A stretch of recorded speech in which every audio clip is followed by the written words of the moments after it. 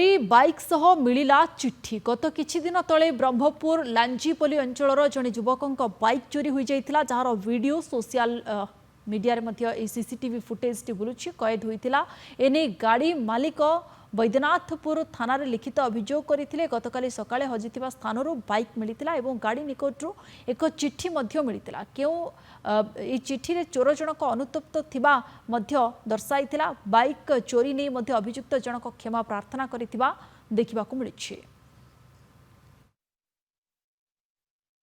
गाड़ी राति रे चोरी जाइतिला 30 तारिख दिन, तो से 13 तारिख दिन आनी रिटर्न कर दी गाड़ी आनी सी दुकान आगे नहीं था, दुकान आगे आनी रखी सी खाली जो चिट्ठीटा लिखी से गोटे अलग प्रकार सिचुएसन आसी। चिट्ठीटा लिखी भाई I am really sorry, more girlfriend accident हो जाता, तो से गाड़ी नापी माने भाभी तापर गाड़ी भी नबार नाला से सान भाई भाभी क्षमा करदेव बोली लिखी देसी। सी मजाक करने ना ताकू जो बेसी प्रेसर पड़ो माने कौट भी तो प्रेसर पड़ो ना किए भी पचार गाड़ी कौट आणलु कौन ना कौन सब पचारा ही से आनी गाड़ी।